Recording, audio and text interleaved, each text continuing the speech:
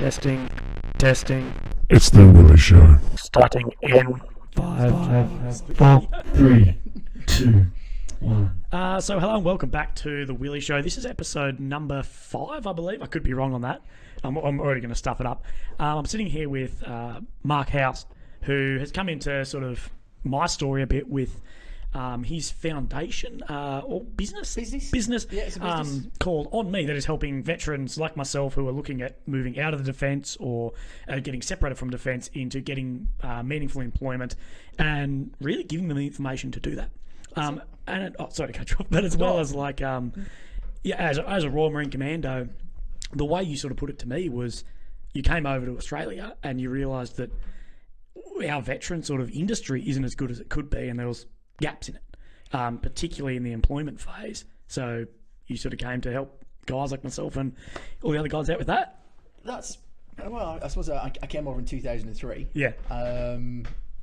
Did your usual kind of stuff. I wandered around Australia, mainly on the East Coast. I landed in Sydney, did the usual kind of thing, drank a lot of alcohol, and ended up in Cape True, and then basically travelled all the way around, and ended up in a pub in Gawler, of all places, in Gawler Arms. Yeah. Sat at the bar 2003 having a few beers, and this guy overheard me talking about England World Cup rugby and everything like that, and he said, "Do you play?"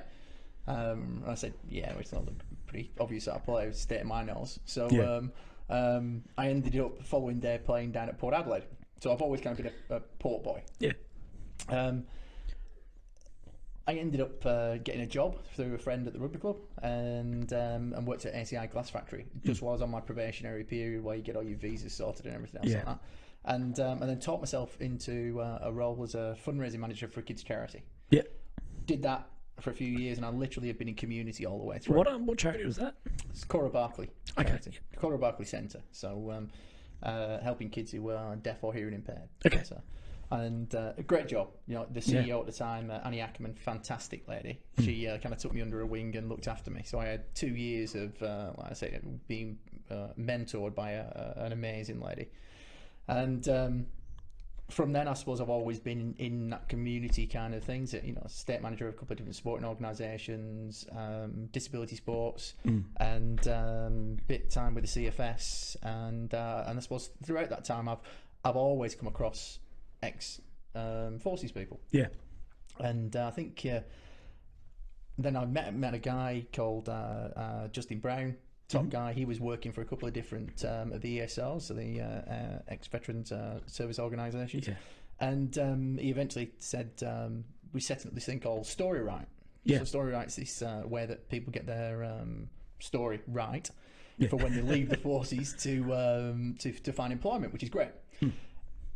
All these things were kind of building up to me being more aware of all the gaps in the market, where the support falls through, where people fall through the cracks, and that's kind of what On Me Careers is there to do. It's to help people find a pathway to, and as you said earlier, you said meaningful employment. It's not about a job, or I think if you're spending 8 hours, 10 hours, 12 hours a day doing something, you should enjoy it. Oh, fucking hell. Yeah.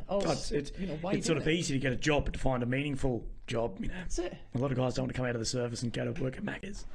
Unless that's meaningful for yourself, I guess. Well, I mean, if it's a pathway to something, that's fine. I mean, look, it's about. There's not enough time that.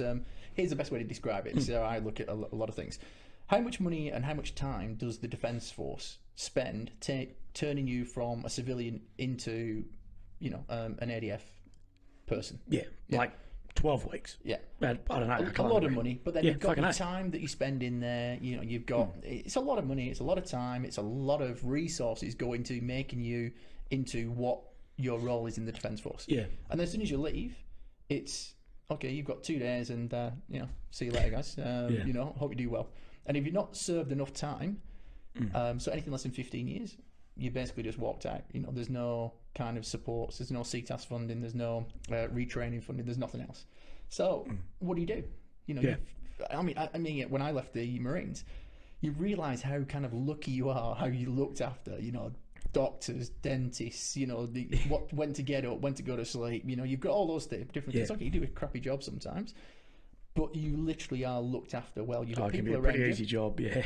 Yeah, and I think you just all that's taken away. Yeah. Your friends, because you can't go on camp anymore. You can't necessarily do the things you used to do. Your support networks are all kind of gone. You've been moved around every couple of years, so Yeah. you've not got necessarily a home base that you've been in for a period of time. So I think there's such a period of huge transition for people.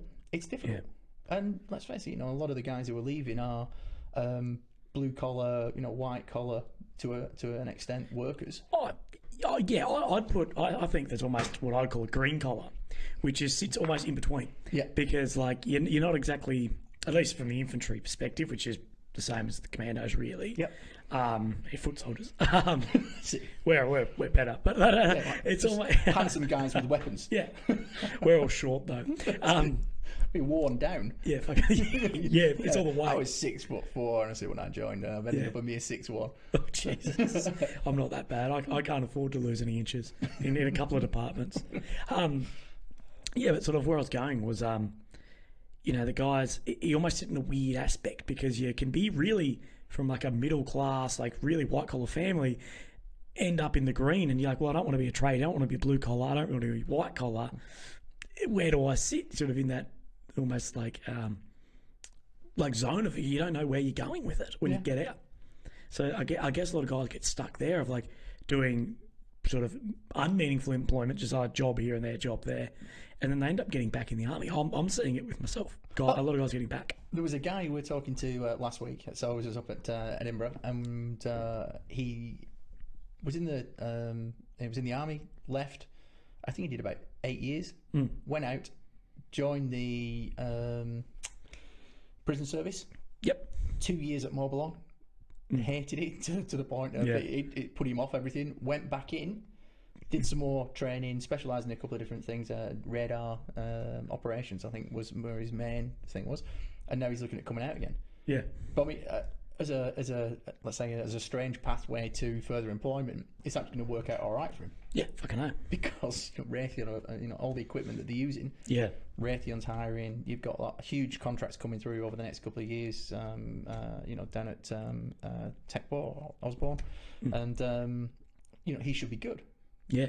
But he's put a bit of thought into it when he went back in as to what he should do, so when he comes out, he doesn't end up getting another shit job. Yeah. And no offence to anybody who works in corrections. No, not at all. But it's that may be meaningful for someone. Doesn't mean everyone. And some people might love it. Some people might hate it. So before we dive really too deep into what On Me is all about, I sort of want to go on about what you were about, I guess, as far as your time just previous to joining the Marines, and then a little bit into actually going in. So what age did you get in? 17. So did you finish high school? Yeah, finished high school. Yeah. Didn't go to uni. It was funny how it kind of happened. My cousin, who's a couple of years older than me, I'll take it back a bit. My mum and dad owned a pub back in England. Doesn't everyone own a pub in England? Well, I mean, so a pub or a fish and chip shop. Yeah, it's sweet. The weather's shit, everything. No, yeah, you can't. It's like you're going to go walking in the hills, is it? No, you're not going to go to the beach. Dangerous out there. Just fucking pebbles. It's like my garden. Not even the donkeys like going home anymore. So anyway, we were they owned a pub, and my cousin's mum, so my mum's auntie, auntie cousin, was a barmaid. Yeah. There.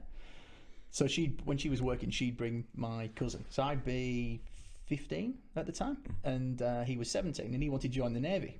Yeah. So I remember him talking to me, and he said, "Look, do you want to go down to the careers office?"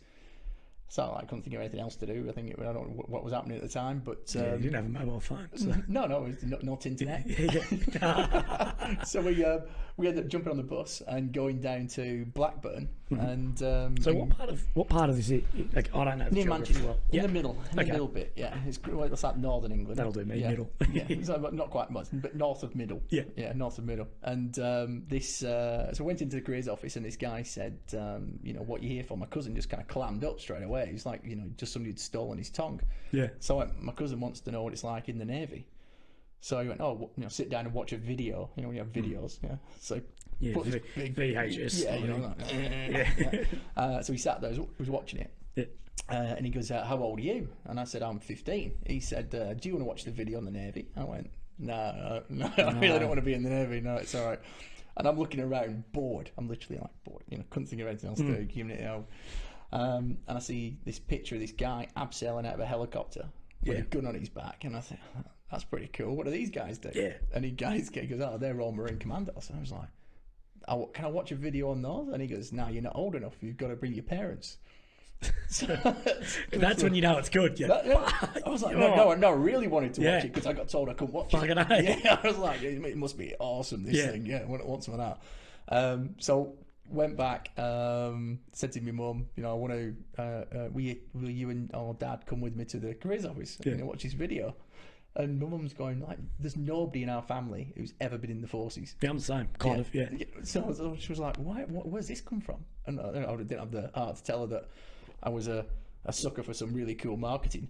And so following week, went down, watched the video, filled in some forms, because my mum and dad were convinced, that I'd find more information out and just wouldn't be happy enough. My dad wanted me to get a trade, be a sparky, plumber, whatever, and my mum wanted me to go to uni. And none of those things were really appealing to me at that time. So anyway, you get sent on a 3-day PRC, potential recruits course. Okay. And they literally just beast you for 3 days. Oh shit! So there's 100 guys on our PRC. Fuck, is that just a Royal Marines thing, or is that just Marines? Yeah, I was going to say no one joined the Air Force or Navy. No, no, 3 days. No, fuck that. They expect napkins, cotton, cotton or silk or something. Something. Anyway, a nice, a napkin for the people in the RAF. Yeah. God. Yeah. It's the Royal Force. So they were anyway. They had this PRC. So 100 people. 19 of us passed the PRC. Shit. And I was like, my mum was convinced I wouldn't pass because it was like, my little baby type stuff, Yeah. Only child. And so we, and then I got told you've got to wait now until you're 16. So I did it when I was 15, and you can't join until you're 16, or 16 and a half, I think it was back then. So I waited, eventually got a letter. They said, oh, you can join now. So I joined at that point.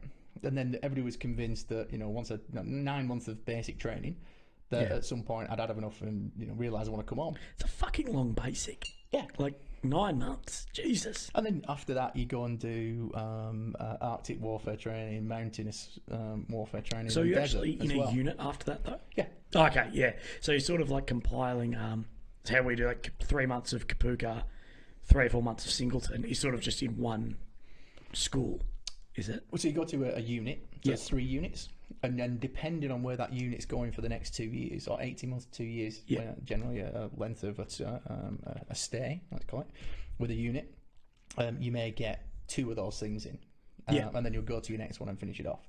And then at some point you can just choose to specialise in a not so much just a trade as such. We don't really have tradespeople, but it might be assault engineer, landing craft. So I went into landing crafts. I thought, driving speedboats with guns and shit like that would be pretty cool. Long hair and sunglasses. Ended up rolling a kayak there. This is fucking shit. I didn't actually get to have a rigid radar and stuff, so that was pretty cool. So I did that, but that's 4 years in. Yeah.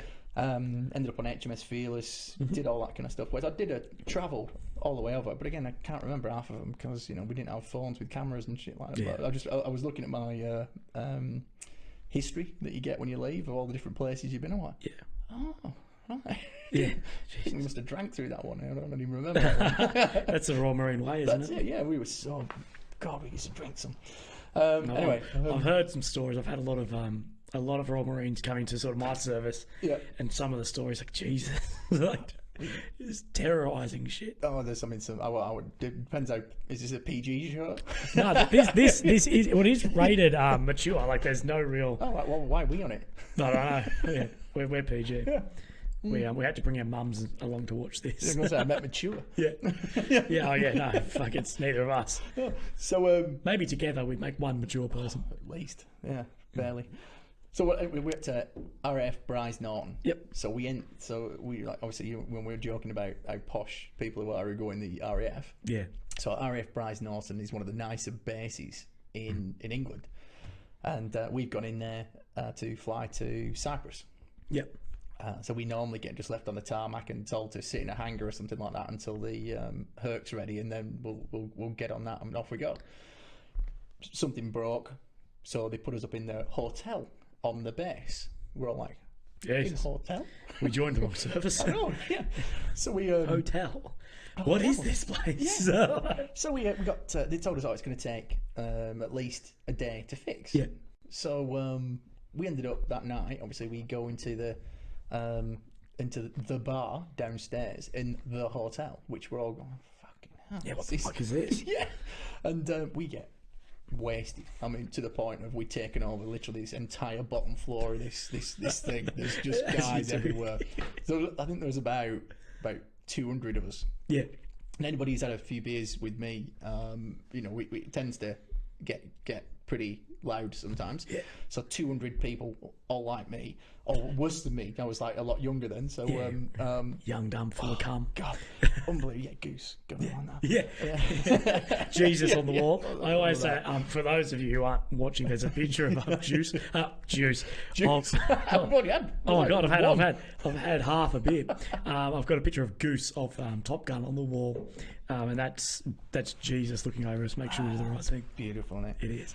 And following morning, comes down into the well, we call it galley where we are, but I mean this is like a full on like all you can eat buffet and things like that. So we're all grabbing our plates and going out, and this guy said he's behind the counter, and he said, "How would you like your eggs?"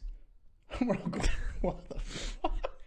Really? I don't know. Cooked? You're panicking. Like, not raw? Scrambled? Yeah. And so he's like, yeah, omelette? I'm going, yeah, fucking hell, this is What awesome. the fuck is this? Yeah. And then so we're all, we've gone through this thing, getting dinner and everything, and I was going, where's one of the lads? Yeah. Can't find him anywhere. Eventually somebody tracks him down, and he literally walks out the elevator, and he's got his sheets, and he's holding his sheets up, and he went, grand slammed, guys, grand slammed. The fuck's it, Greens? It was a vomit, a shit, and a piss.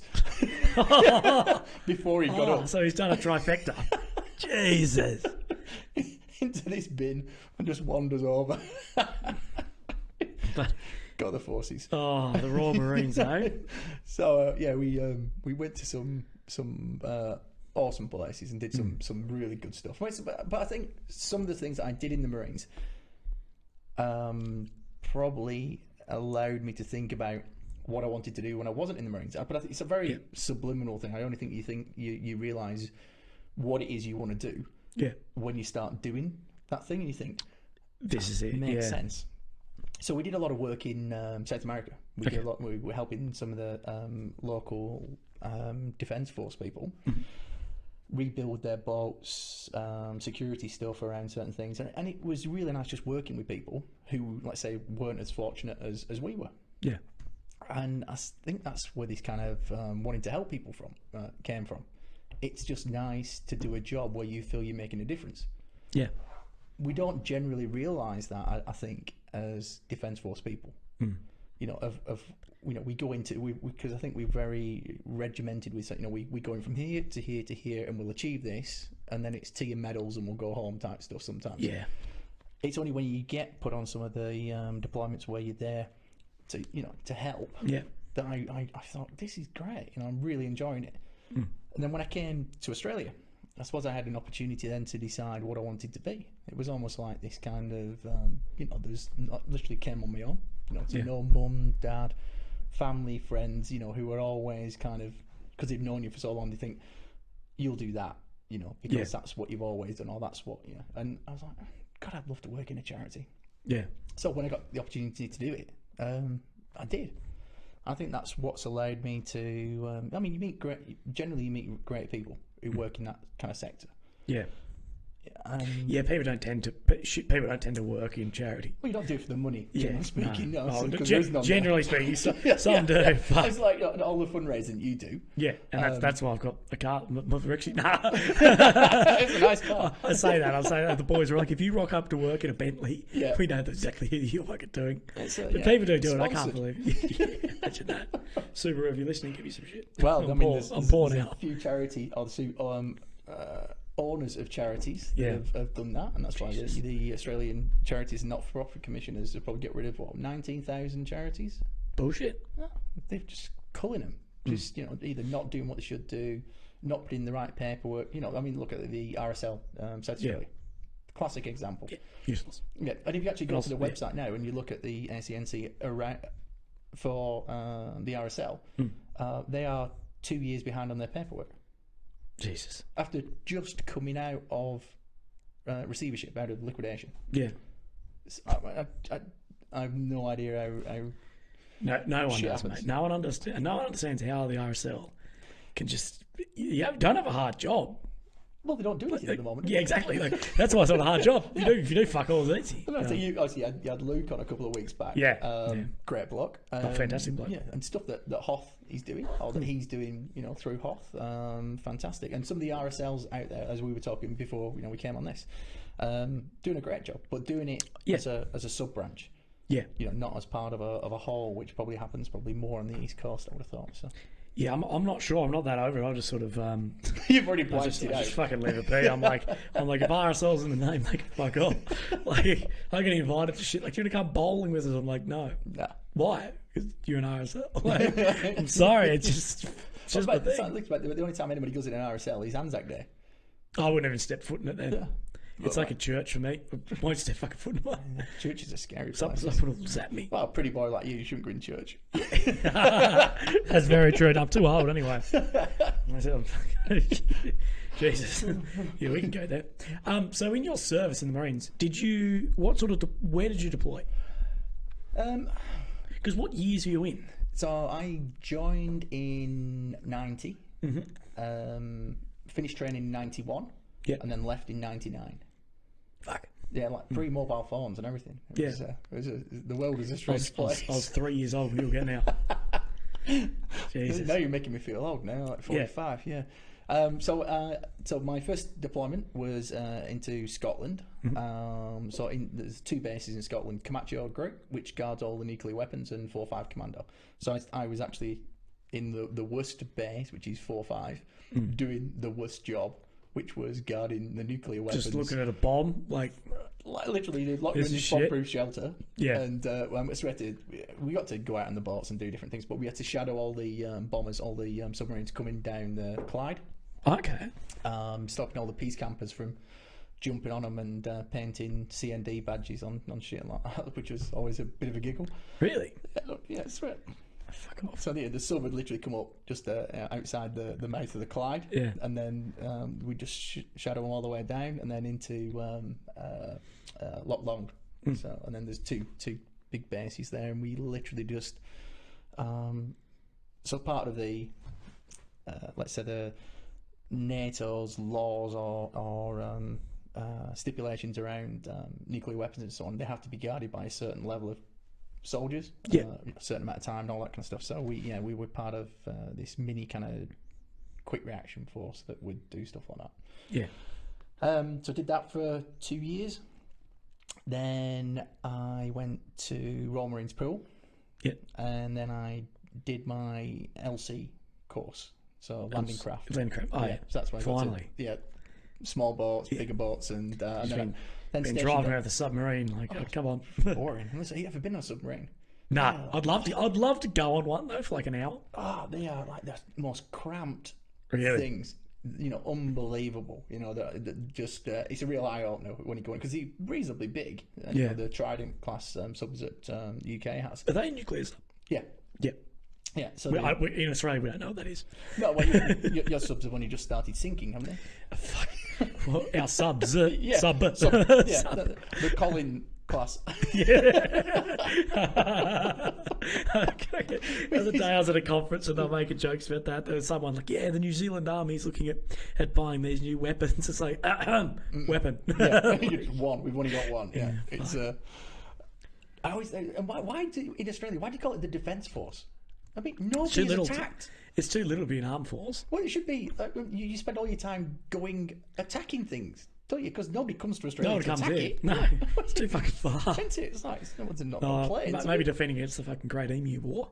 You've heard about that? Was that just what I thought? Is that the what? Let's walk backwards, across, and they can have the north part of Australia. I don't know the whole tactics of it, but I'm in Adelaide, so they got a long way before they come to me. You can imagine everybody sat. They probably wouldn't come to Adelaide. Yeah, no, Not even natural disasters come to yeah. Adelaide. If you were like strategically bombing Australia, you'd be like, yeah, Melbourne, Sydney. Okay, well that's it. Brizzy, perhaps Brizzy might get one these days. Yeah, yeah, maybe. Perth would be like, nah, it's too far. But we'll just fucking What's that leave. place in the middle? Yeah. Is that next to Adelaide, Victoria? it's too fucking hot. Leave them alone. Yeah, nobody knows what they're going to do anyway. So it's a nice little. That's a good thing about Adelaide. Yeah, like, Adelaide. I honestly love Adelaide. Well, you're never too far away to go anywhere, are you? No, really. So because you're in the middle. Yeah. The weather's pretty good. Nice summers. Pretty good. Yeah, Yeah. I mean, it's not humid, which is good. that's the best thing. Is shit. Meanwhile, I try and get a beer out here. Is Adelaide isn't hot. Isn't hot. Isn't humid. Like if it was humid, it'd be terrible. Yeah. Because it's just fucking hot though. One Like of my mates dry is hot. in Mackay. He moved up there, and hot, sweaty, Shit hot. wet. So Yeah. no fun. So Jesus. yeah. Oh, so so you're looking after these nukes. You finally did your course. Yeah. HMS Fearless after that. HMS Fearless. And Yeah. what were you guys doing on that? It's a pretty cool name. Yeah, it's Is it cool or corny? I'm not sure. Fearless and Intrepid were the two sister ships, and they were LPDs, so landing platform docks. Oh yeah, you like our ship, HMAS Adelaide and Canberra sort of thing. Yeah. Which I was on, Canberra and Adelaide. You've done more in the Aussie Army than me. You never even fucking in it. We got a couple of invites to that. So Stu Keys, the what is he now? Is he like I don't know, fleet commander or whatever? Oh Jesus, I wouldn't know. He's way high up anyway. So he's a friend of a friend, and we got invites to go and play a game of wheelchair rugby on the flight deck of HMS Canberra. Jesus, And, you'd have to get off the fucking edge. Just got all this. You'd be sitting down like, oh no, this is a fucking long way. Some of the guys who were on that, we had a couple of Wallabies were there as well. A couple of reasonably well-known rugby players. Ben Evans from Wales was there as well. So it was a great night, and brand new ship. They're brand new. Yeah, as Stu said, so that one was. He goes, I've only just got the keys for this one. I'm not sure how they start, but I'm going to go. That's not a key. So HMS Fearless, and it was one of the oldest ships in the fleet. So it was steam powered. Bullshit. Yeah, so you had to cannibalise The one before that had fucking walls off the side. Literally, as soon as you went anywhere, all we'd ever hear was, sat in the middle of the Atlantic, and it was, we just dropped the shaft, so it'll be a couple of days until we fix it again. So we just bob around in the ocean. At least you guys get to just fuck around. If you're in the Navy, you'd be like, this fucking ship. So as a stoker in the Navy, one of the engineers, you were literally working all the time on HMS Fearless. So you see him walk around the ship, they'd be covered in sweat, covered in grease, horrible. And as Marines, we have nothing to do when the ship's going anywhere. We only get busy when it gets there. So we were just sat around, just sunning ourselves, painting the boats, chipping and painting, tick, tick, paint, chick, chick, paint. Yeah. So I did that for a couple of years. Then left and actually went back to guarding nuclear weapons. Yeah. Because I thought, it's pretty cool. Well, it's cool if you're on the boats, because then you just get to bomb up and down on these speedboats. I was like, it's pretty cool. And then I went back onto HMS Fearless, and then I went back up to Scotland. And then at that point, I decided to leave. Yeah. What was your sort of deciding point to get out? I got married. Oh, yeah. Yeah, that strange thing that gets in the way of, let's say, enjoyment. So that's terrible. It was it's those prison cell doors. Yeah, it was so got married and left. Yeah. And it kind of didn't really last that long, to be honest. The marriage, and then came to Australia. Yeah. What made you like, fuck it, I'm going to Australia? My cousin used to bitch and complain that nobody from their family had ever been to visit her after she moved to Sydney. So she'd been here for 10 years and nobody ever been over. So I remember I'd left the forces, a couple of normal jobs, bit in sales, around selling big call centers when call centers were on the rise in the UK. Yeah. And did enjoy it. Reasonably good at it. Made a bit of money doing it, but not because I didn't know anything different. I just thought you went to work and then you drove to work, did your day's work, then came home. Yeah. And sat down and white picket fence and and all that kind of stuff. And it's not like that. Wasn't scratching that itch. It was the weirdest thing. It was like it's like on job learning. You're trying to figure out, is this it? Is this all I'm gonna do? Yeah, because you could be 65 sitting there. Yeah. Hello. Because you knew in the forces every 2 years you'd be doing something different. Yeah. Or you had the opportunity. Somebody would come up to you and go, "There's a couple of people going to wherever. Do you want to go? If you did, put in a chip, put in a little bit of paper, sign the bottom of it, and then before you knew it, you were up in front of one of the officers, and they'd be saying, "Do you want to go?" And you go, "Yeah," and then that's it. Yeah. New adventure. Then like the adventure kind of stops when you leave, and you're in this. Pretty mundane. Yeah. You're another cog in a big fucking machine. I don't know whether it was just me. But knowing what I know now, I know that a lot of guys feel this kind of anticlimax to like, what is this? Is this all that I am? Type stuff, and I can't. But I didn't realise it at the time. And I think the only kind of thing that got me through it was actually coming to Australia, because I think that was in my head. It's an adventure. And at the start of it was a 3-month adventure. Just a working holiday. Yeah. And that 3-month adventure when I was here just turned into, why should I go back? There's nothing there. Yeah. And the new adventure was here, and it's been an adventure. Let's say there's been some really good times, some really hard times. But I think it was almost kind of like leaving the forces, almost kind of prolonged some of the stuff that people probably feel in a shorter period of time when you leave the forces, but for a longer period of time over me, because I had to learn. Build a new network, build new friends, So I feel like I probably left or transitioned from military life to civilian life twice, because I left when I was in England, and then I started again and came to Australia. And as amazing as the similarities are between the UK and Australia, they are like so different. Really? So what different. Sort of stuff do you struggle with? It's a lot. So Adelaide. Is, to me now, is one of the nicest places to live. Yeah, it's pretty relaxed. It's calm. There's you think back in the UK, if you were going out, then you had to be aware of everything that was happening around you, because it was a rough time in England. There was fights, there was glassing. Guns were just coming onto the scenes and things like that. It was a different feel. Really? Yeah, honestly, I went back about 5 years after I'd been here, and I'm a reasonably big lad. Yeah. And I was kind of worried about walking around some of the streets where I used to walk, because it was so different. You don't realise how kind of lucky you are until you go to, a place that isn't like that. You've got a lot of people in England. 70, 80 million people. In a place as big as fucking SA. Yeah, something like that. Yeah, so it's and everybody's fighting for less and less and less. You've got more people coming in. The Channel Tunnel, as nice it is to jump on a train and go on your holidays, has just brought so many more people through to England. Yeah, from Europe, is that? Yeah, and they literally don't stop. London and everywhere else. They just march the way up. Really? Into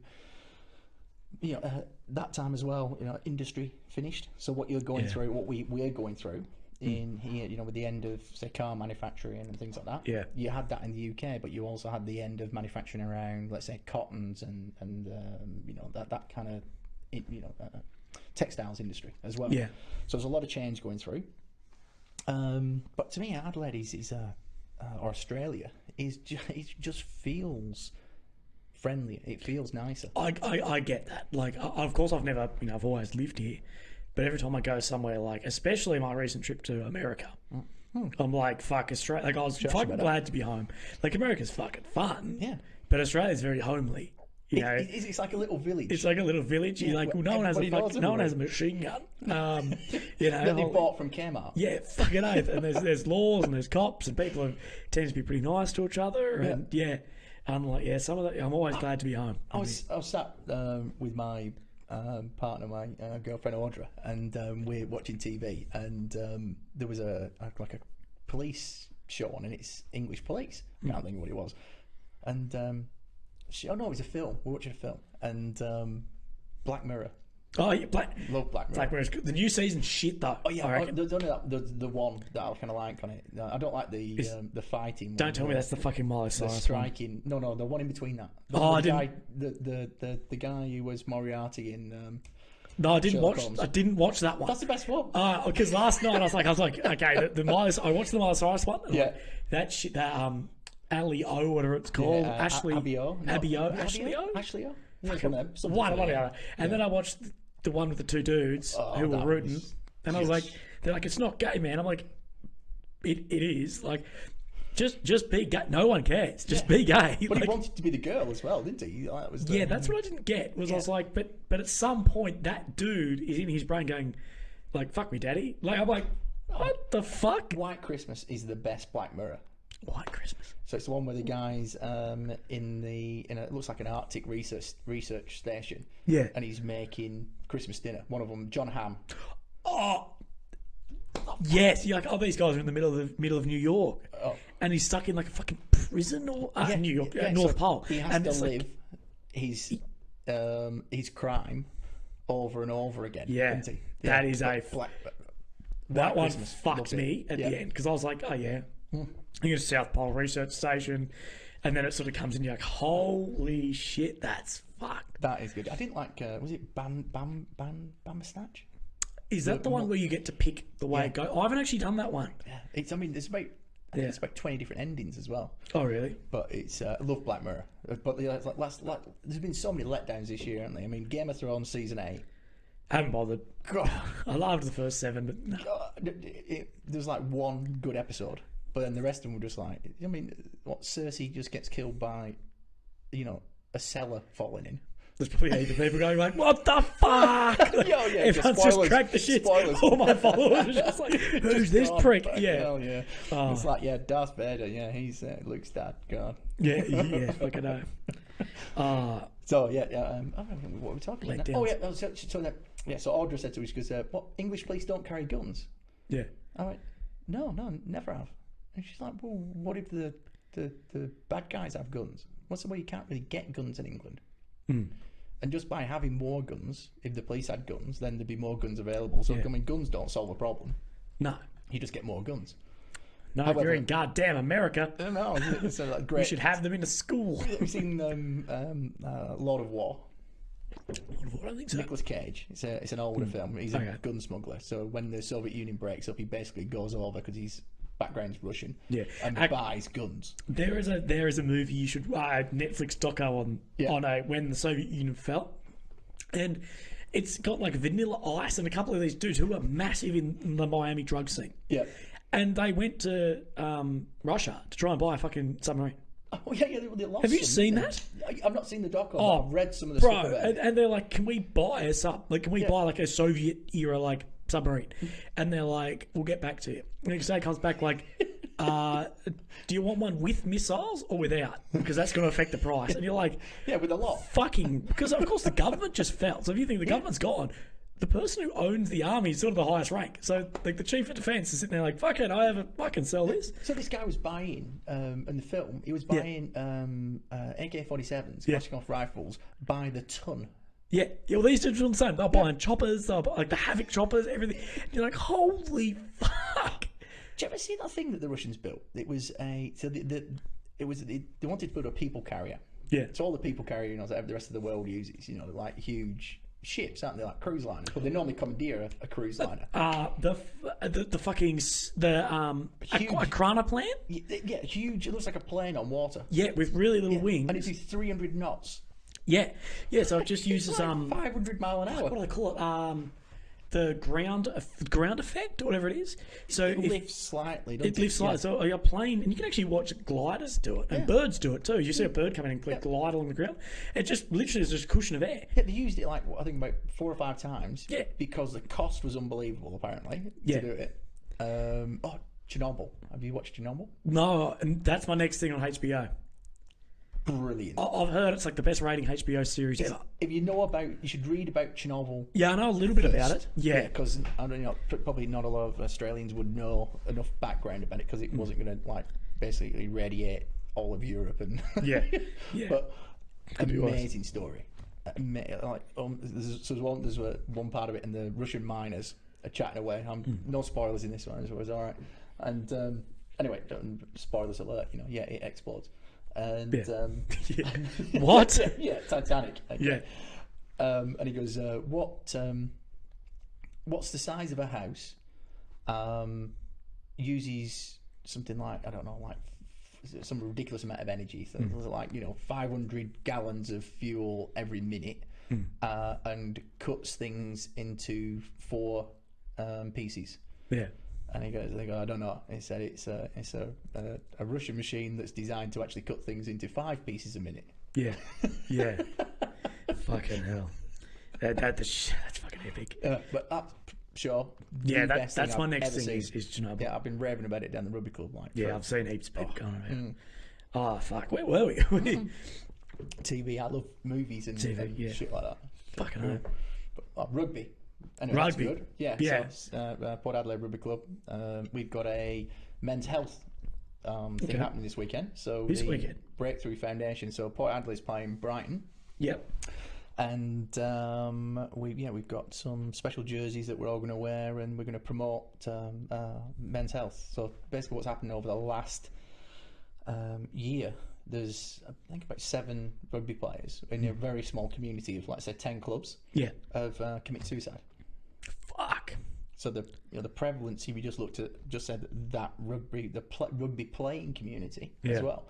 For that amount of people to take their lives is something that we're not doing very well as clubs. Man, young men. That's what it is. It's a fucking terrible thing. I posted something on my Facebook today, and it's me and a guy called Back Me, and he committed suicide early last year. You nicest guy, always around, didn't say a lot, smiled all the time. He literally just smiled all the time. He'd be that guy who would always be with you. Yeah. And just grinning. And, one minute he's there, following week, nobody could find him. Yeah. Trying to locate him, nobody tried to bring in his wife, nothing. And we're all trying to get a bit worried about him. So his wife had come on and found him. Then she tried to top herself, and she ended up in one of the psych wards. The shock, of everything just wrecked her. So 6 weeks we were all trying to find out what happened to him, and then eventually we found out, and literally 2 weeks later we were having all getting together for a funeral. But Jesus. massive shock, and it's literally every couple of months there's been something else. And what do you think it is? Because I got asked this. Actually, got sort of caught my pants down a little bit at a talk I was doing recently. I was talking about mental health and suicide and everything, and I was like, what do you think the problem is? And I really didn't know. The sort of go-to common answers, things like stigma and this and that. But do you have a different take on it of what you think we're not doing right? I don't necessarily. I mean, so generally speaking, I've looked into this more and more because of the prevalence of ex-forces people taking their own lives. He's huge in comparison to general civvy street people. Yeah. And if you think there's 40 guys per week committing suicide in Australia, it's a lot. So a lot of people say we don't talk enough, or when we do talk, there'll be like a percentage of truth, and then a very low percentage of truth, and then the rest of that conversation will be around how we cover up what's really bothering us. I don't necessarily think it's that. I just think we have this. I think there's more stresses, everyday stresses on people. Yeah. And I think we have I think because we're kind of, and let's say a lot of people out there might not like this kind of sentence, but as men, we're kind of told that we've just got to get through it, and we've got to, that's our job to do that, and it's our job to do this, look after the family, that kind of hunter kind of, mentality around things. And See, I'd almost stiff upper lip. I'd almost disagree with that, in the sense that I almost think it's because we're not told to do that anymore that it's almost happening, because we're not, because these gender barriers are almost being broken down. The guy, of course, they're guys who are, but then these guys struggle because it's like, well, I do want to be that sort of manly man, and I'm told it's toxic. I try and be this. Well, they've this removed guy it in schools, haven't they? And I think that's hard for people. Well, I think when you took away this thing of, you have to, like, not be the best, but if you take part in sport in schools, when I was at school, you would have first, second, and third. Yeah, fucking oath. Not a trophy to fucking everyone. Not for what, a participation trophy. And they just treat everybody in schools, and look, think about there's so many good quotes out there around stuff, but average age of somebody who went to fight in World War One or World War Two, or even Vietnam and so on, was anything between 19 and 23. Yeah. Nowadays, you've got that kind of age group who have to be given a quiet time so they can help themselves to get through work. Yeah. Exactly, and that's what I think the problem is us being almost so lucky for society and living so easily. Men don't have to be men anymore, and they actually almost lose touch with that sort of primitive feeling of being a man. Well, that's right. That makes sense. You're not allowed to be a man anymore.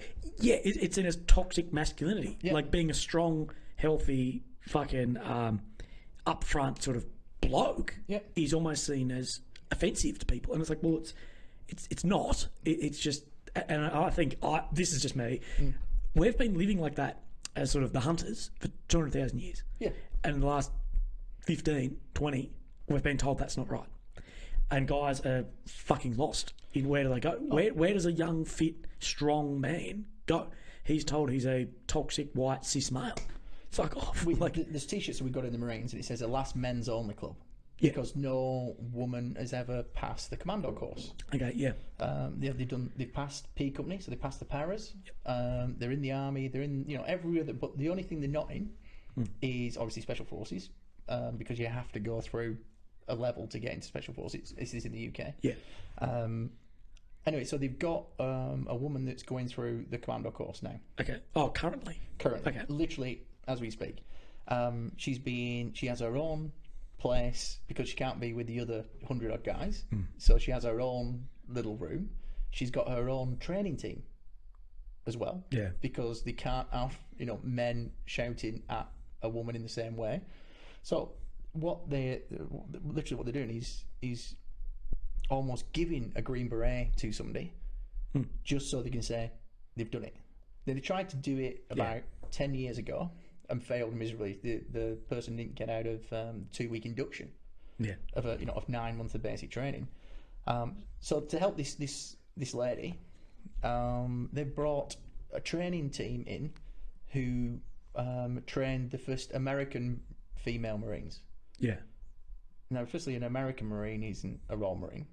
Yeah. Secondly, we have equally good female trainers, in the army, in the air force, in the RAF Reg, in the navy as well, that they could have used. But for some reason, they've gone and brought American people over to help somebody achieve something that they haven't achieved themselves.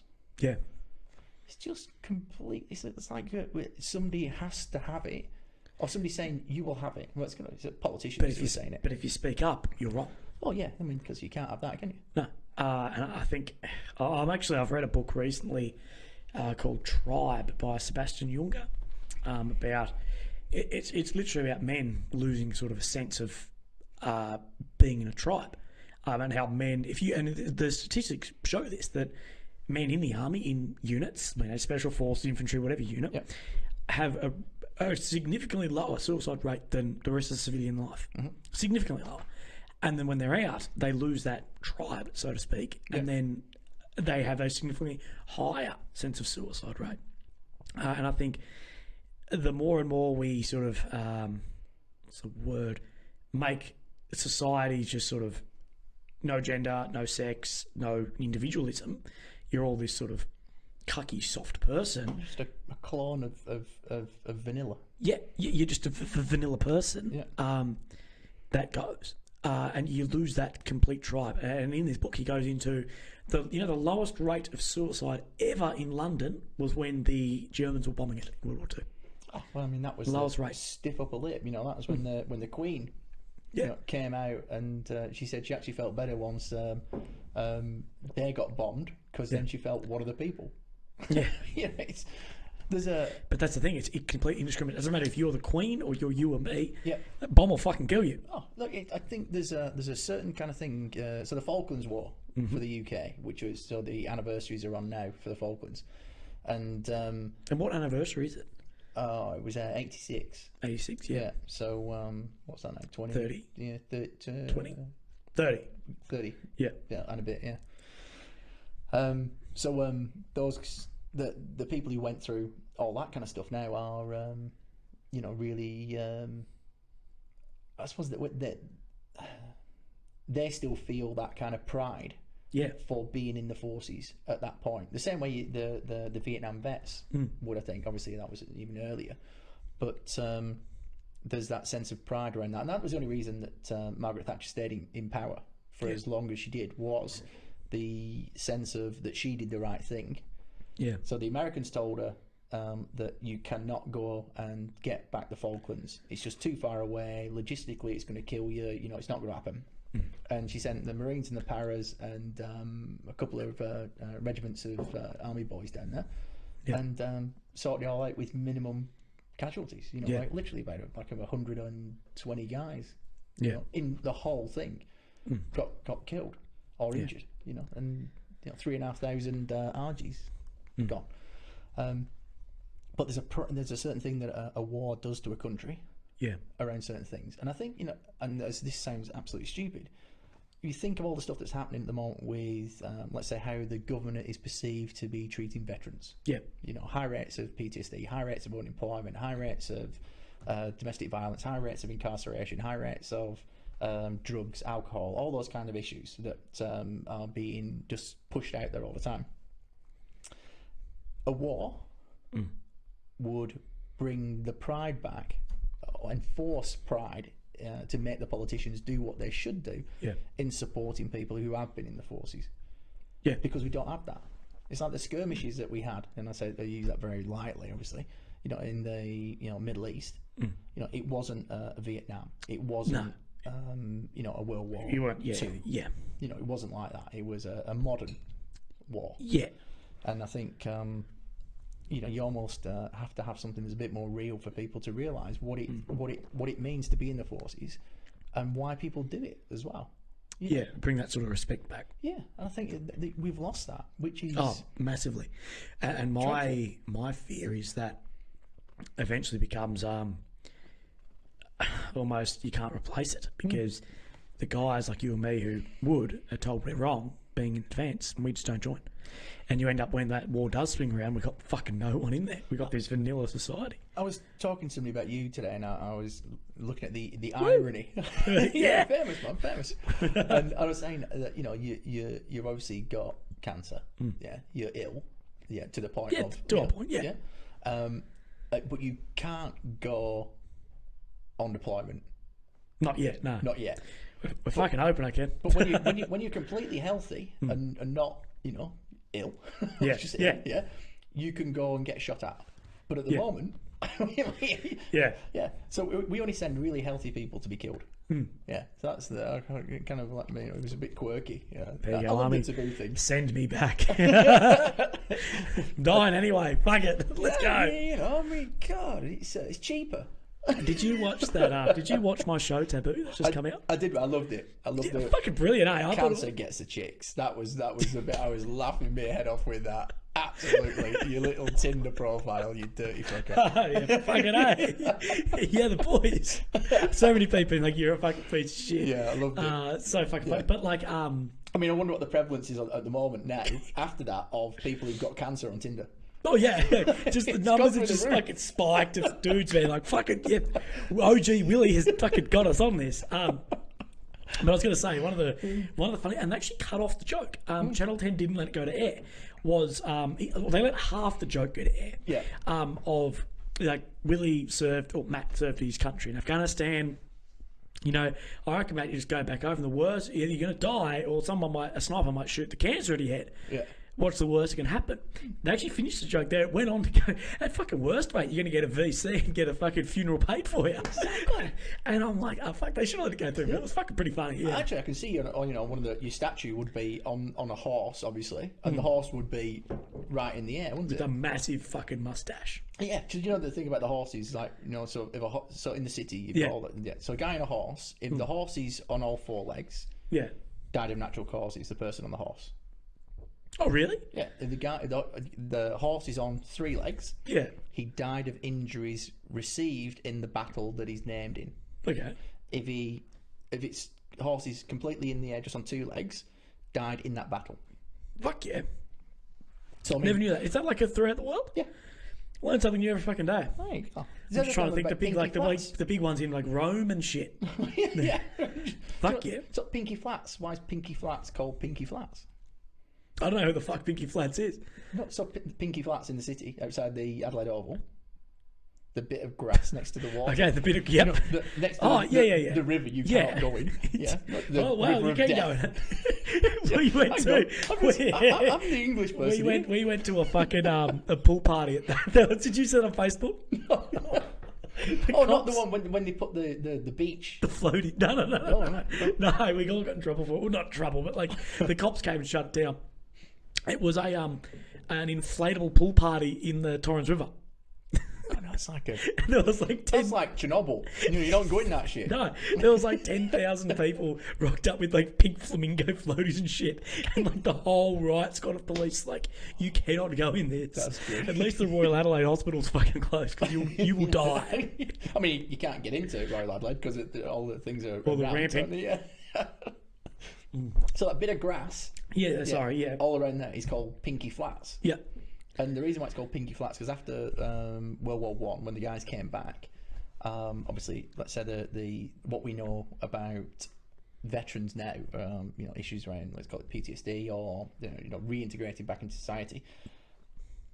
When there was a real war, you know, like think of World War One to World War Two. World War Two was quite civilized compared to World War One, really. Yeah. So they all came back. A lot of them struggled. Alcohol, losing the homes, you know, not being able to live in home, and a lot of them ended up with a bit of a tent city on Pinky Flats. Okay, yeah.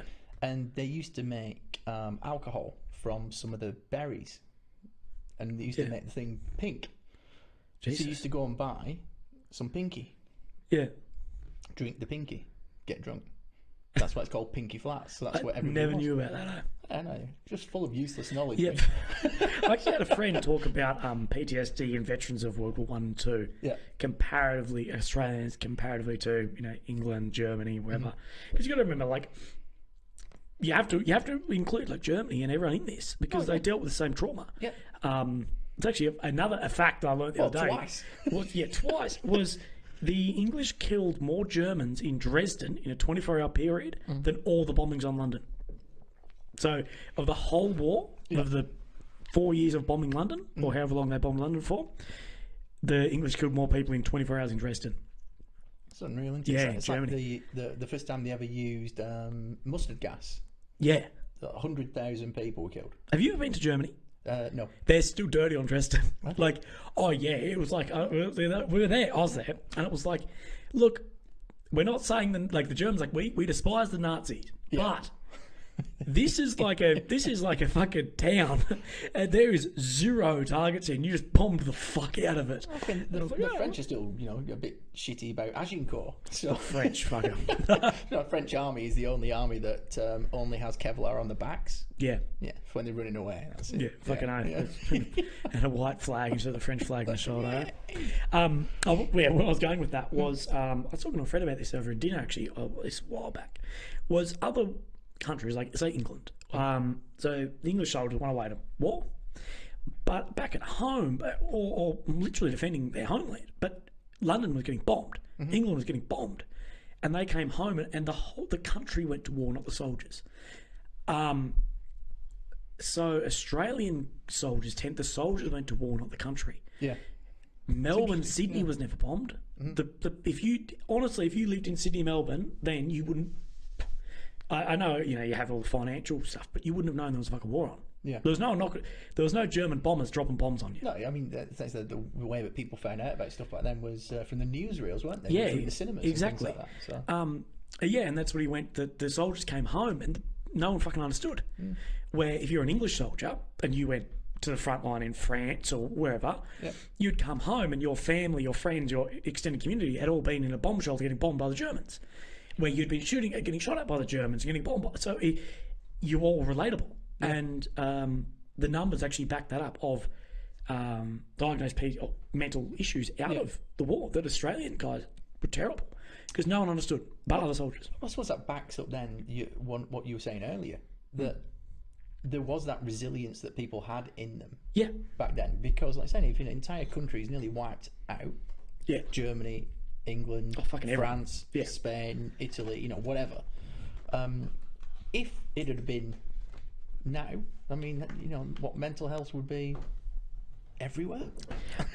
But he actually says differently. Well, I'm saying that's why it wasn't, because we had that resilience back then. Yeah, exactly. To get through it, to cope with shit.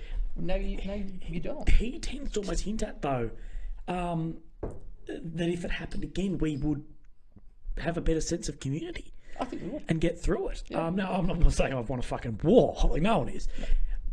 But yeah, the statistics show that's what it is. I think of social media. What social media has done to young people. Yeah. Like when I was young, you would go out, and if somebody didn't ring you on your home phone before you went out, they couldn't find you unless they actually went to wherever you were supposed to go to. Yeah. Now kids go out and literally sit down and text the Instagram, or they Snapchat, or they do whatever things that they're doing next to each other without actually talking Interacting, to each other. Yeah. So the most antisocial thing. We live in the most social, antisocial sort of time ever. Yeah. We're the most social, the most connected to each other ever. Yeah, and it's not. Yet we're not connected at all. It's not real life, Yeah. is it? No, fucking not at all. Like people posting pictures of fucking dinner. Yeah, over their ass. Yeah. What's the? I've always thought that with some Insta girls. I'm like, you're famous for a photo of your ass. Like, no one actually gives a fuck. The Kardashians, literally famous for what? Being famous? Dude. Repeatedly. I don't know who it was. It was some rapper. But it's It's a I joke. have this sort of thing on let's stop making stupid people famous. Yeah. Oh, Like, it's so good. Isn't fuck off, and it sort of pisses me off because I have done a lot to get. I've got 13,000 followers, which is fucking good for a bloke. Yeah. For a fucking average looking bloke like me, fucking good. But you look at some of these fucking idiots who are on Married at First Sight. Yeah. 200,000. You're like, hang on. You had Teddy on here, fuck. Sorry. You had Teddy on. Fuck yeah, my boy. Yeah. You know him, don't you? Yeah, I know Teddy. Yeah. So, Teddy's like a behind the closed doors fucking supporter of my fucking shit. Yeah, well, Teddy, God bless him. So Liam, yeah. God bless him, love him, but yes. So Liam's mum is my partner's best mate. Yeah. Sheree. And so yeah, me, Sheree, and we tend to go out every now and again, well, quite a bit. But I mean, Liam's basically famous for Love Island and being the DJ who wasn't actually wasn't DJing.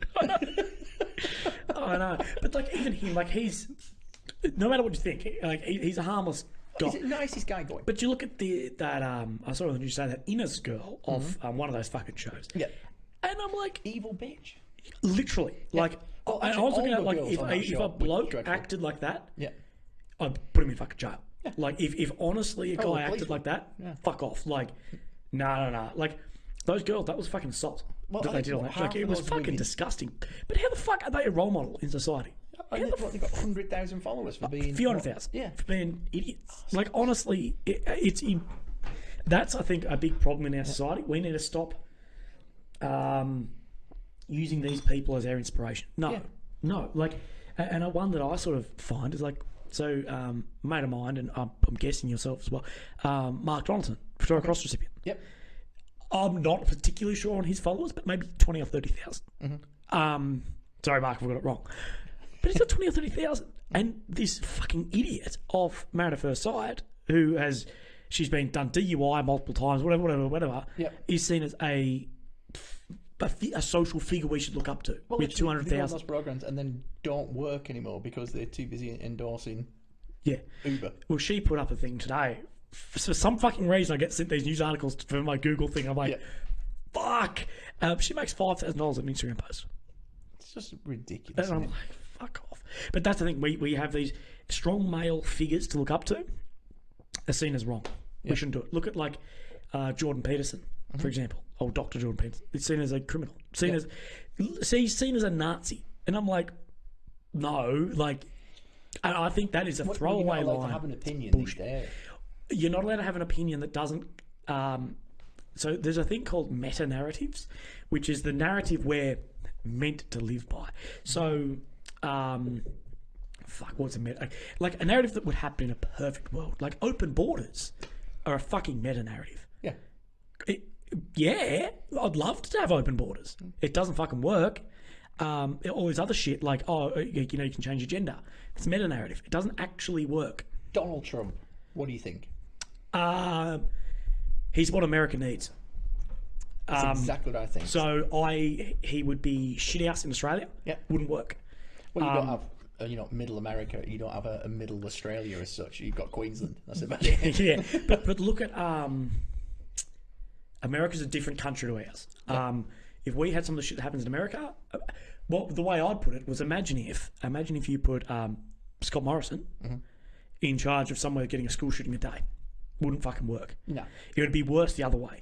And you know who I actually think is I'm going to cop shit over this. Yeah. The best leader for the country is Vladimir Putin. Now, I'm not saying a lot of people, no matter what you think about him, but for Russia, like, Russia is a fucking hard country. Wait, I mean... So we got to talking about Donald Trump and what we think of him, like good or bad. So I'm thinking, you said good. I said good for the country. Yeah, I said good as well, because I think sometimes you need somebody who is so unlike what they've had for so long. It almost you have to have that to reset. Yeah. To bring a bit of honesty. I mean, the fact that he says what he thinks is great, because how many politicians don't say it's dying anything. out these day and age, mate. No, I like what's he called?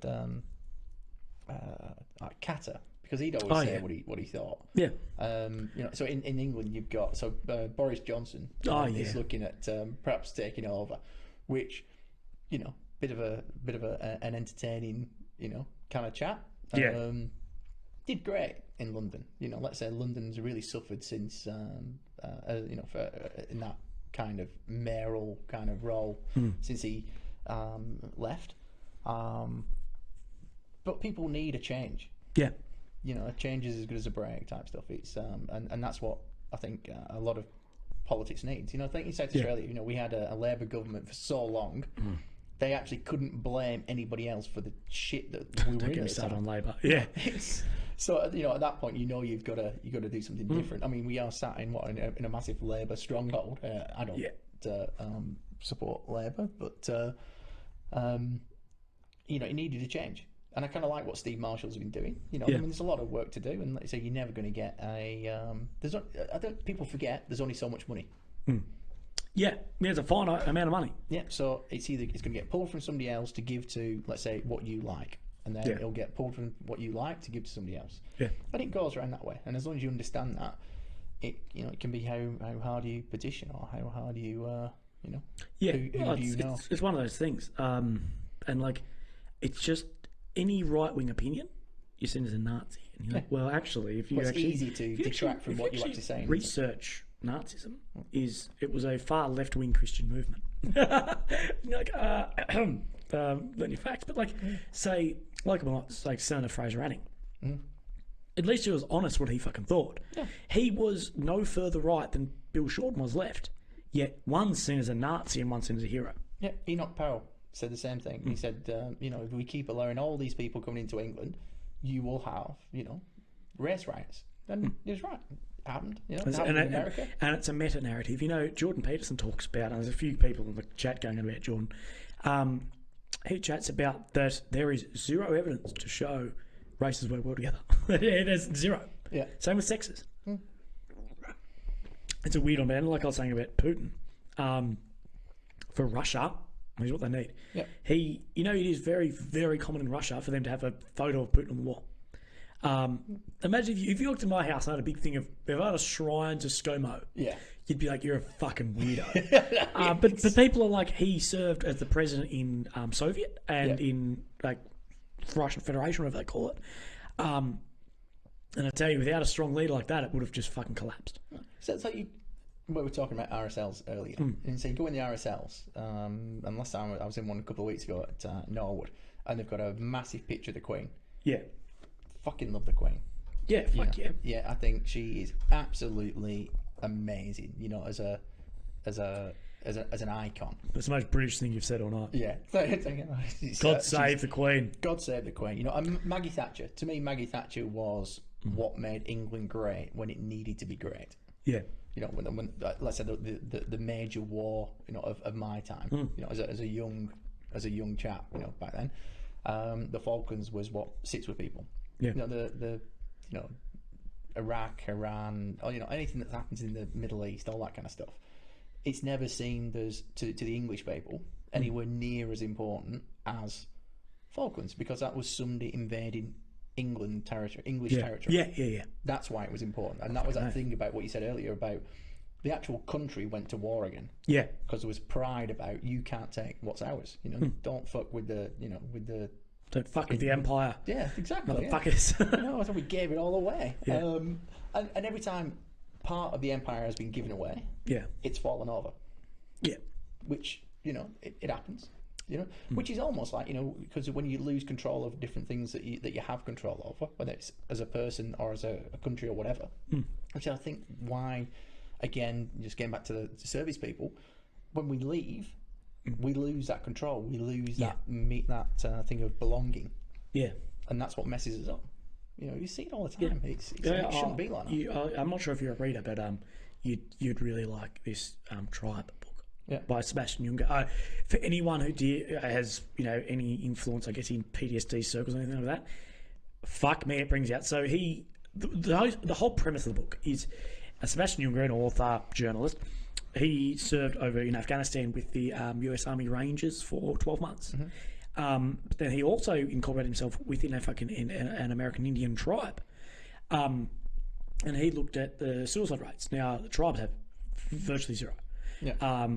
The Rangers had zero until they all started leaving and they left the tribe. But when you are in a section, platoon, whatever, you know exactly what you're doing. You know your job. You know your place. You know your hierarchy. Everything. Yeah. It's fucking obvious. Now these tribes, like a traditional tribe, like American Indians, wherever, you're born into that place of sort of hierarchy. You know your whole life where you are, and that is for mental health the best thing ever, apparently. Where people would say that's oppressed, knowing where you are, your whole position is game changing. I think you know, in civilian life, and again, this is one of those big kind of, you know, boldish kind of stupid statements potentially. It's easier to, instead of making yourself better, it's easier to make somebody else look worse. Yeah, fucking oath. And that's that the old saying about, you know, extinguishing somebody else's candle doesn't make yours burn any brighter. And that's what happens in CV Street in so many jobs, you know, and we're not used to that. No. So with some of the biggest statements, let's say, from ex-forces people are, I just can't figure out how to work with civvies. Yeah. Just don't get it. Yeah, no, 100%, man. Yeah. I know a lot of guys who have struggled working with civilian worlds. Or civilian worlds, yeah. Yeah, it's not easy. There's about 150 ex-Royal Marines in Australia. A lot of them came over. No, they won't fuck off. Like, you were saying, like, the I've had 4 or 5 Royal Marines in charge of me, and I'm like, oi, fuck off back to your own country. You sent me here as a prisoner, now fuck off. We've always we did that the wrong way around. We should have sent good people over here. So heaps of people have gone. So you've got these prisoners, right? We live in dark, misty, cold, wet Britain. Yep. we've got these prisoners. Let's send them to the most beautiful country on earth with the most natural resources, the best beaches and the best weather on earth. Yeah, Let's send them there, and we'll stay on this little cold island. And the most animals that want to kill you. Yeah, but none of them do. Fuck it. It's scary as shit, honestly. Some of them, yeah. I wouldn't dream of going camping anywhere in Australia. I mean, You shouldn't have been in the Australian Army, yeah. Right. You would be good at that, yeah. It's just not nice. I just think. Plus, I've seen Wolf Creek 1 and 2, so yeah. I ain't going past. Matter of fact, going to Edinburgh Yeah. is a bit scary for me. Anything past that, yeah. You know, Wolf Creek, one of those was just out from there. Yeah. Yeah. Before we get into all the on me stuff, what do you think about Brexit? I think if the country votes to leave, Yeah. we should just leave. Yeah. It's a level of the European government is a level of government that you don't need. Yeah. It's almost like a lot of people say in Australia you've got too many levels of government. With, Yeah, state, let's say, federal, councils, local, state, yeah. federal, all that kind of stuff. You probably don't necessarily need some of those. You may have back in the day. Now you don't. Yeah. And I think that's what people don't like in England was the fact that European politicians were having more of a say in what was happening in England. Like there's more money in Germany. Germany controls Europe. Yeah. There's actually two there's a world wars. lot of stuff about that. About It's the biggest economy. well, these people are saying that Germany could almost do a jerksit to leave Europe because it's like We'll just take over. Well, they cracked the shits at Greece recently because Turkey, being Turkey, have been flying fighter jets over Greece, like over whatever the sea there is and over Greece. Greece does not have the funding to repel that. They might have. I think they've got like F-16s, but it's not going to do anything against 6 of them. Turkish weapons. Yeah, literally. So you probably pulled apart. To sell. So Germany has a fuckload of fighter aircraft down there, and they're like, hang on, why the fuck are we defending this border? Like, this is not our border. This is Europe's border, but we're the stronger economy here by far. Well, the top. I can't remember how many it is, but as I said, the top 5 countries in the European Union fund the rest of it. The rest of Europe. Yeah.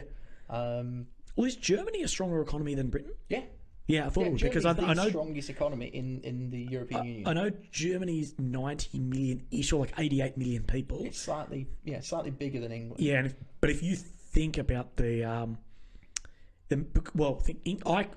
than Bentley, I can't think of really any fucking car manufacturing in England. Aston Martin. Yeah, but they're luxury cars. Like you and me aren't buying fucking Aston Martins and Bentleys. Yeah, and that's what I said. That what happened in England, the death of manufacturing, is what killed it. Look at Germany. They've got Audi, Volkswagen, and we had BMW, Merc, everything. North Sea oil and gas, which could have kept or could keep England going indefinitely. Yeah. But then it was about selling things to generate cash to fill the holes and so on. So the whole thing about Brexit for me is, if the majority, and it's only a small majority, has said leave, but then we leave. You don't need to leave with a deal. Yeah. It should just be that's what we want. I agree. If they've voted you, how can you turn that back? Yeah, it's like saying we're not going to have Donald Trump just because we don't like him, even though he's got more votes. Yeah. We're not going to have ScoMo. I mean, it literally happened in South Australia, with Liberal and Labor. There was.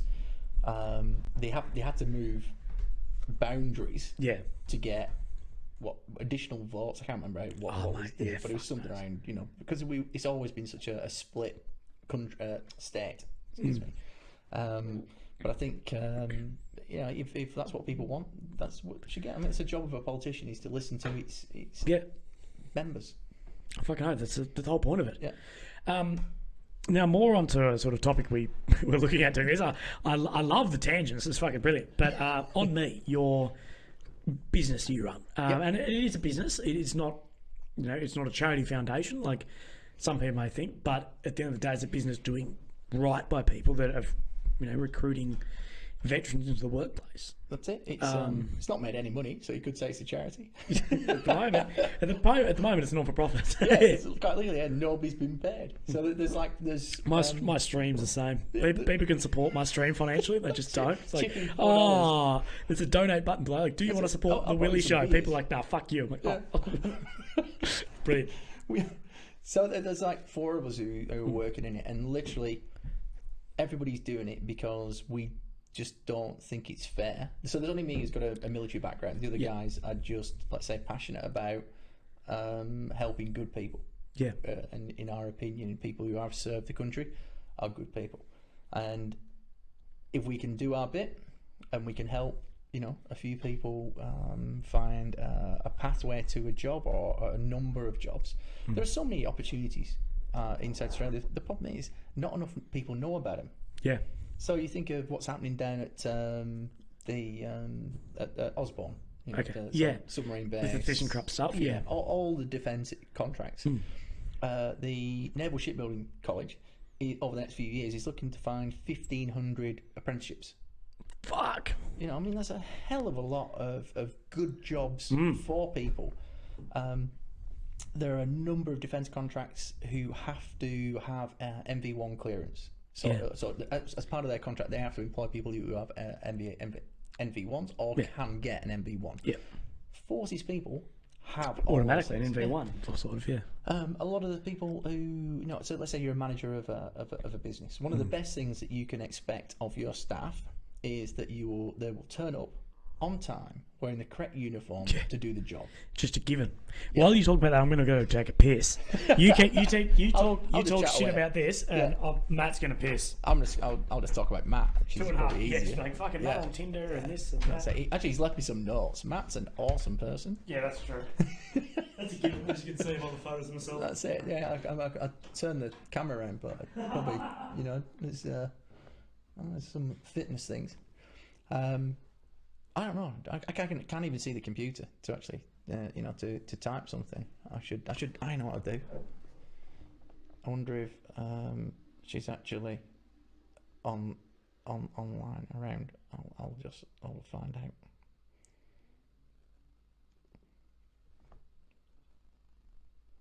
Just because it's fun if you can do this kind of stuff.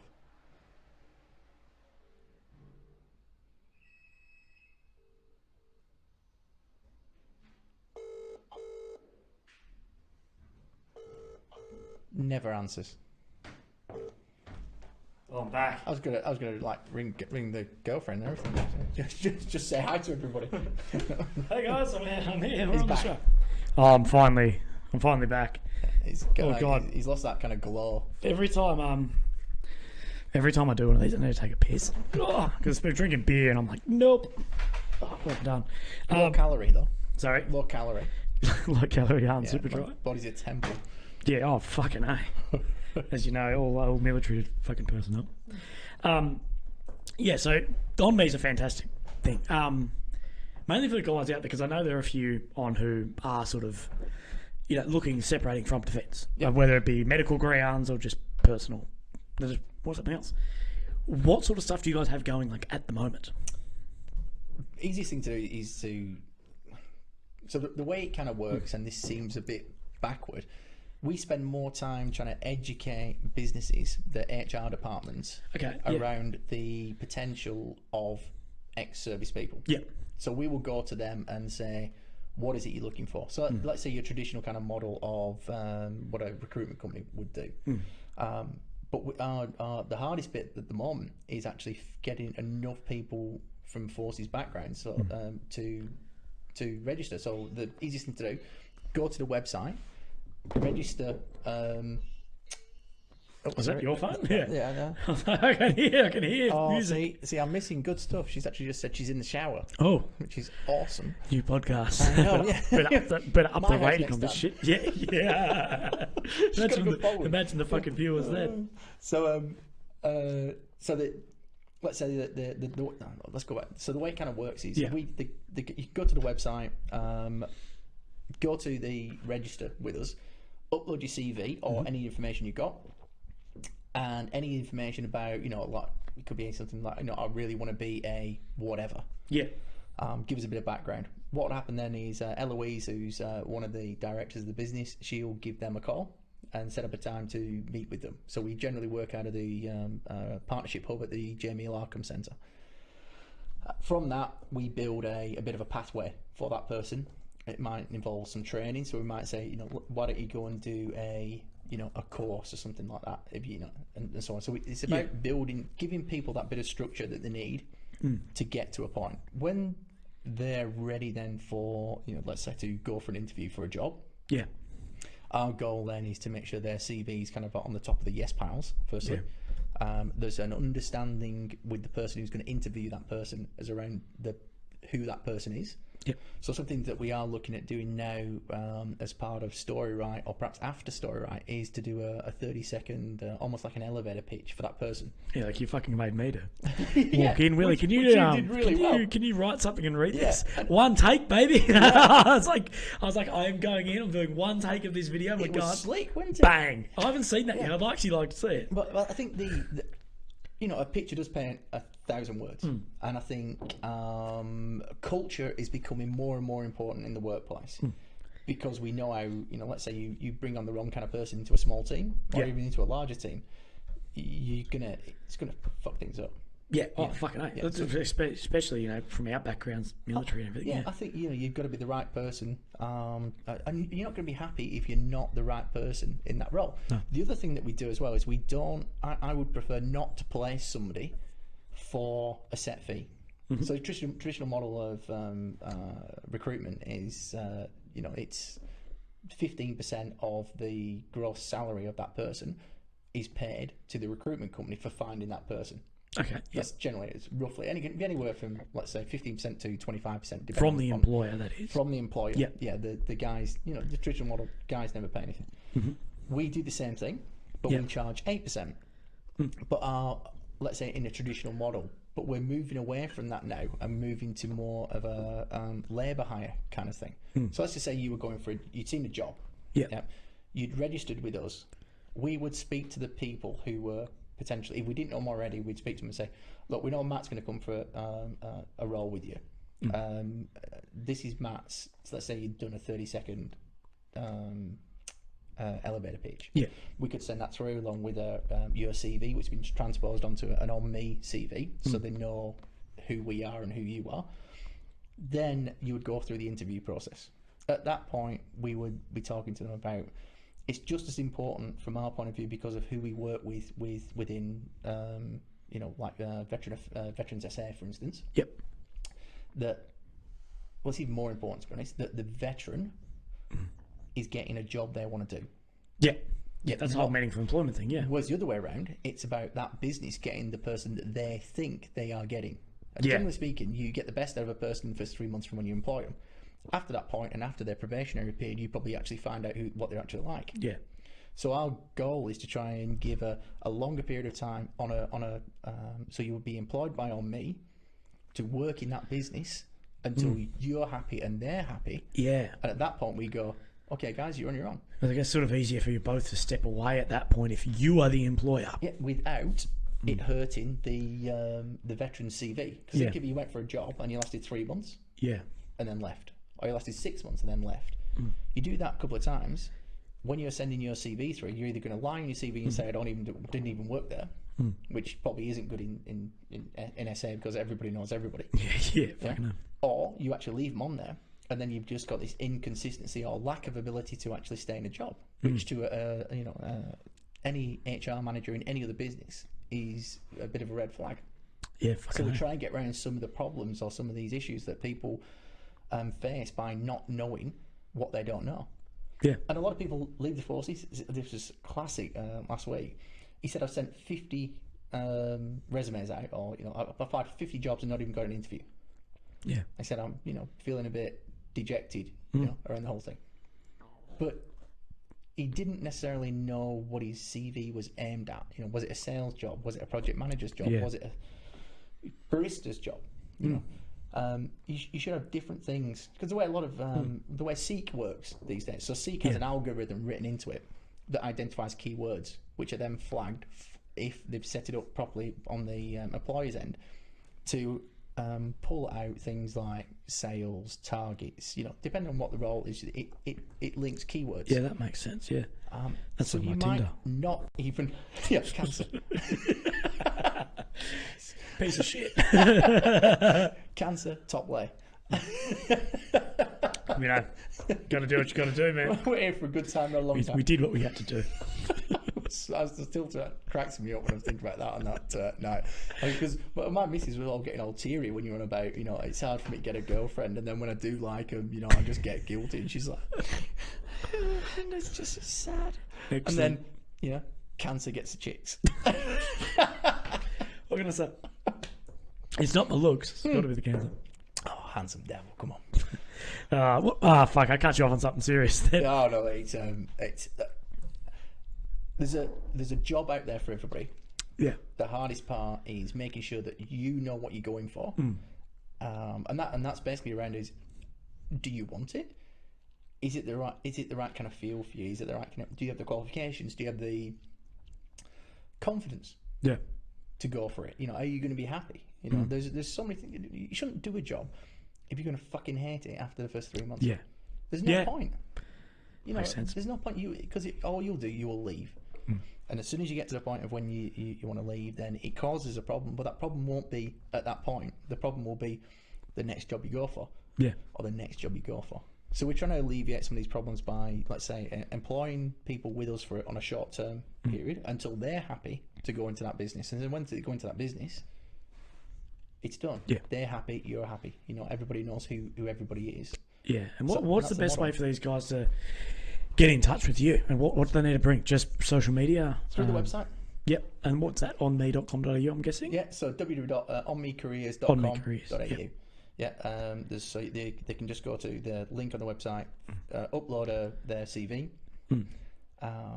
That gets sent through to us, and then Eloise will give them a call. And work with them. So Eloise McFarlane, she's I've met Eloise, haven't I? yeah, Yeah. lovely lady. She's loves underwater darts, so she has a pool, and she likes drinking and swimming and darts, so she combines them all. Yeah, I've done that occasionally as well. Yeah, she loves that. Have you ever done immersion therapy Yes. with Pete Wilson? No, I did immersion. Fuck. I can't remember the age back, but yeah, it's fucking good shit. Yeah, no, down at the aquatic centre. So Pete Wilson, I helped Pete. I got a grant for Pete when I was at Wheelchair Sports. Yeah. So he could do his first lot of work with people with spinal injuries to get them in the water and you know, scuba diving and stuff. So that was cool. So anyway, another tangent now. We're good. So, yeah, we're on 3 beers now. We could go anywhere. Yeah, fucking oath. Imagine if we had another 6-pack. Yeah, well, This would be 6 hours long and just be like, and then fucking Putin. And then you'd realise. Have you seen that thing they do in America with the? It's kind of like a drunk talk show. Is it Joe Rogan or is it? I don't know if it's Joe Rogan, but There's a couple. There's King and the Sting is a really good one too. There's a few that are fucking loose. so have you seen the Fire Festival thing on Netflix? Yeah, I love that. That is so good. You know, isn't I it? have a friend who took. So I have a good friend of mine, my brother's friend. I won't say his name, but went to Europe and ended up working on the super yacht of some European billionaire. Right. Now I can't remember the guy's name, but he owns a Formula One team. Okay. That sort of money. Yeah. Anyway, his daughter had tickets to Fire Festival, and he took them to shore on like the little boat off the fucking super yacht. And he was like, I was so glad because everyone got what they sort of was coming for. Like, suck shit. Funny as if you haven't seen it, it's just called Fire FYER. Yeah, so brilliant. fucking funny, man. Yeah. That guy's such a scumbag. Yeah, and he straight after it, after he got caught, Billy McFarlane did the same thing again. You No know, relation to Eloise, who works at Tom Me, by the way. no, you know, there's a conspiracy about that doco too. Oh, because the guys who were in it, Yeah, once they realised that he was going to go pear-shaped, yeah. the footage that they'd been paid to promote the festival turned into the thing to actually... So every bit of it Is is it? fucking dodgy. Yeah. You're like, oh, this is so bad. But it's like the guys who did the documentary on Lance Armstrong. Yeah, Yeah, and then turned it into, you know, the anti-Lance Armstrong documentary. Or the truth, you know, as some would say. So, I mean, I think he got done by, actually, Lance Armstrong. Because, you know, if you think about the amount of people who must have been doing it, it's pretty harsh that he's the only one who kind of got nailed for it. Oh, mate, it's fucking so funny. Drugs in sport. Oh. It's huge. Everyone sports on drugs. Actually, last bit of sports, you know, I mean, boxing. Anthony Joshua, got literally dropped by a short, fat Mexican with only 7 weeks' notice that he was going to fight for a world title. Jesus Christ. And then Tyson Fury dropped his challenger in 2 rounds and looked awesome doing it. The fat gypsy. So, Jesus Christ. Brilliant. If anyone has any questions for us, start sending them through. We'll be finishing up soonish. We'll just see if anyone has anything on the chat they want to fucking hook across. Yeah, well, we've only got last bit of beer left. Yeah, I'm done my beers. Oh, we've got a pile of beer floating around and some podcasting to do. Yeah, people are going on about fucking how funny Fire Festival is. Yeah, it was an amazing thing, Fire Festival. Oh, mate. I think the guys on the island as well, who literally didn't get paid. I know. That's what I felt sorry for. Well, their accountant who was actually going to go and give somebody head to actually get their merchandise through. Oh my God. It's taking one for the team, isn't it? I was ready. I was fully committed to go there and suck that guy's dick. Yeah. And I'm like, it was over like 2 crates of water. Yeah, but see, that's why you should have a probationary period with an employment. Yeah. with some kind of business, because you do not want to be sucking somebody off to keep your job. Bro. That is one of the greatest fucking... It is a great doco. It is good. I don't give a shit how dodgy those people are. It's fucking funny. And the amount of money that he was making. Bro, he had his dodgy credit card company, and then that. It was fucking scumbag. What's it called? Dionysus? Something like that? Yeah, mate. Just fucking piece a of metal shit. credit card. I mean, it's clever. I'd use it. But Yeah, but he only ever had 10,000 members. did he? That was it. But the thing, but the whole thing is, and I have a few friends that work in e-commerce, not dodgy ones, but they're like, if you have 10,000 members, and the credit card costs $10 a month, you're making $100,000 a month. Yeah. And that's sort of the whole thing. But he was spending that at lunch. That was a problem. Yeah, fucking oath. And that's why you had to do the bullshit festival. I like the idea of like, fuck it, we're just winging it. So that was what we were getting to. That was the thing. There was so what was the rapper called? Ja Rule. Ja Rule, ja. So he went onto one of these drink talk shows. Shots. They just did shots, lots and lots of shots. And at the start of it, when he was sober, he said he literally didn't have a lot to do with it. The way he was portrayed wasn't necessarily him. By the end of the show, when he was shit-faced, he was going, "Nah, it was my idea. I did everything. It was all me." Yeah, actually, yeah, because that's fucking funny, isn't it? It's like I've got nothing to do with this, nothing, and then it's like, yeah, it was me. Like, fucked everyone over. Like, I'm like, what the fuck? Like, how are you not in jail for this, bro? Like, come on. Yeah, because he never signed anything. That's the only thing that kept him out. It was old Billy. Billy, fucking everything's that Billy prick. I almost feel though like he copped it worse than everyone else. Like, well, think of the investors. The investors. Oh yeah, 6 million. Some of the rooms too were like, like $200,000 for the room. For like a tent you get from Anaconda. I know. Like, that's what made it and you had to pick up your mattress from the pile at the end of the dirt track. Yeah. No water. No running water. Oh, bro. Portaloos. I can't fucking believe that. Like, it's fucking so funny. Like, I rate it. I'm just like, nah, fuck you guys. We went to did an exercise in the Marines, and we were working with the Guyanese Defence Force. And so we're in, obviously, it's South America, it's middle of summer, and it is hot. Yeah. And there's about, I think there must have been, let's say about 1,000 people in this exercise. And there was these areas that were designated as toilet areas. Yeah. So, pits, basically. And what they'd done on one of these pits was literally put some bricks around a pit, about 3 brick high, and then they'd pulled out somebody's windows, knocked the glass out the middle of the windows, and that was the thing you sat on. Yeah. So you were holding, you were literally just hovering over this pit of shit. And it was a 3-day exercise with like 1,000 people eating rations. Yeah. Rations know what it's like. Fucking hell. She's interesting. It was vile. And I think every now and again somebody would come and throw some disinfectant over it. But it wasn't even a deep pit as well. Oh, mate, that's fucked. That's a good thing about being in Norway. You know, when you have those kind of things, you know, it's cold, so it freezes quick. Yeah.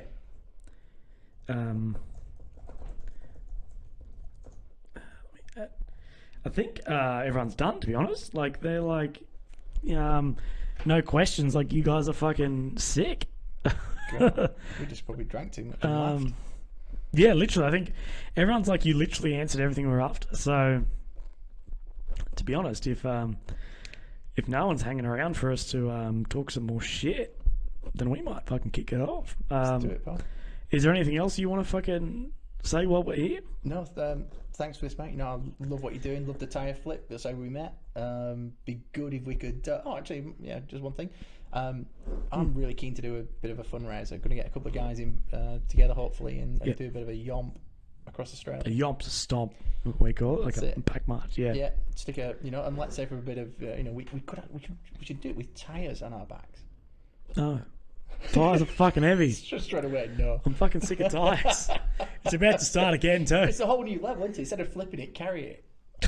No, maybe. Yeah. So we'll talk anyway. Yeah. I'll get my people to talk to your people. Yeah. My people, me. Yeah, me. Fuck. Yeah. Cheers, Bob. So sorry, what was the yomp? So you want to? It's to every state with. I want to. Yeah. So there's about 150 roughly Royal Marines who are in Australia at the moment. Yeah. So I want to get those guys together. I thought we could perhaps link in with other Defence Force people, and just get enough of us together so we can start on the east coast into into Victoria and South Australia, into Perth, and literally yomp the across Australia. That's fucking epic. Do it for charity. Raise some money, put it into supporting the guys. But I want to do it around employment. I want it because if you have a job, the stress around everything else, because you get some money in your pocket, you've got a roof over your head. Oh fuck yeah! Everything else, it makes it easier. Everybody needs a place that they can call home. Yeah. And if you don't have that, then it starts makes to it all fucking harder. Get shitty really quick. So. It'd be good if we do something, but yeah, I think that's once Toddy gets back, once Obi-Wan gets back, we'll start that. Yeah, well, Obi-Wan's coming on this too. Yeah. So we should actually almost book one with you, me, and Obi-Wan. That'd be cool. Yeah. That'd be cool because we've got a third mic. We can just set whatever up. Let's do that. Yeah, because I can just glare at him then, and we can just talk shit for fucking hours. Exactly. Yeah. Surround yourself with English people. Yeah, fuck them. No. So mainly to the people who tuned in for the whole live stream of this. You fucking legends, thank you. It's been sorry for boring you. two and a bit hour live stream, and people have had shit, time flies. Yeah, 2 and a bit hours of people watching us live the whole time. And another thank you to all those who are streaming this on YouTube and Spotify. I'm not on iTunes yet. I'm still waiting for them to accept me. Yeah. Fuck them. So they're a small company. Yeah, fucking oath. Yeah. So if you're on Twitch, thank you. YouTube, it actually really helps me out if you do subscribe to me and everything. That actually does help me a lot, but you do you. And Spotify don't help me at all, but fuck it, I enjoy you listening to us. I just want to thank you, Mark. Thanks a lot for coming in, man. Really appreciate it. Cheers, Matt. Thanks, Bob. So cheers. Thanks, guys. And that's the end of the official thing. Now, for those of you who are live streaming, you do have an option if you want to support the live stream. Always good. As this chat, all these streams will always be free. But my whole point of this is to bring people to everyone else in my community. But I want to start traveling and doing this with everyone I know, because Adelaide has fucking no one. So if you do want to support the stream financially, there is a link. When you're watching this on Twitch, there's it's a little money symbol, and it says, "Do you want to support the Willy Show?" If you click that, or support the Willy Show, people who click that you can whatever you think this is worth, you can fucking do. And honestly, if you don't, that's fine. These shows are free either way. I'm just glad I can bring these amazing people to us. So, what you could do as well, if anybody's out there who knows anybody either in another state who's got a reasonable kind of profile, why not see if they want to bring Matt over? Fucking A, someone bring me over to interview someone. That's it. Yeah. So a massive thank you again. So. Thanks, guys. Appreciate it. Bye.